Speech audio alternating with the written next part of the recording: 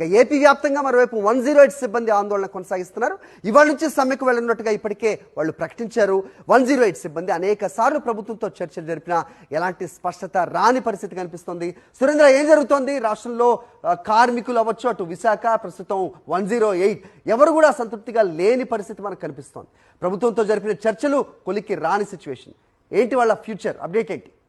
మరి ఈ రోజు నుంచి రాష్ట్ర వ్యాప్తంగా 108 సిబ్బంది సమ్మెకి వెళ్తామంటే ఇప్పటికే ప్రకటించారు. వాళ్ళ ప్రధాన డిమాండ్స్ అన్నింటినీ కూడా అధికారుల ముందు చర్చకు పెట్టారు. అనేక దఫాలు చర్చల్లో విఫలమయ్యాయని చెప్పొచ్చు. అయితే ఈ రోజు నుంచి ఏ క్షణానికైనా సమ్మెలోకి దిగుతామంటూ వాళ్ళ హెచ్చరిక అయితే జారీ చేసిన పరిస్థితి అయితే కనిపించింది.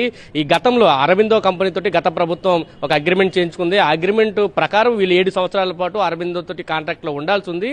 అయితే ప్రభుత్వం అరబిందో మీద కక్ష సాధింపు చర్యలకు దిగుతూ అరబిందోని కాంట్రాక్ట్ ని తప్పుకోవాలని చెప్పడం తోటి వీళ్ళ భవిష్యత్తు కూడా ఇప్పుడు ప్రశ్నార్థకంగా మారిందని చెప్పొచ్చు. ఖచ్చితంగా కాంట్రాక్ట్ మారితే మేము గ్రాట్యుటీ కానీ ఇతర సౌకర్యాలు కోల్పోతున్నామంటూ వాళ్ళు పదే పదే చెప్తున్నారు. కాంట్రాక్ట్ కొనసాగించాలంటూ కూడా మాట్లాడుతున్నారు. మరొక పక్క అంటే కాంట్రాక్టులు మారడం కాదు, మమ్మల్ని ప్రభుత్వ ఉద్యోగులుగా గుర్తించండి అంటూ కూడా వాళ్ళు ప్రభుత్వాన్ని అడిగిన పరిస్థితి కనిపించింది. ప్రభుత్వ వైద్య ఆరోగ్య శాఖలో 108ని విలీనం చేయాలంటూ వాళ్ళు డిమాండ్ చేస్తున్నారు. అదేవిధంగా ఈఎంటీ పోస్టులు చాలా వైద్య ఆరోగ్య శాఖలో ఖాళీగా ఉన్నాయి. ఆ పోస్టుల్లో మమ్మల్ని అందరినీ కూడా తీసుకోవాలంటూ వాళ్ళు చెప్తున్నారు. అన్ని శాఖల్లో కాంట్రాక్ట్ కానీ అవుట్సోర్సింగ్ అన్ని శాఖల్లో 8 గంటల పనిదిన అమలవుతుంటే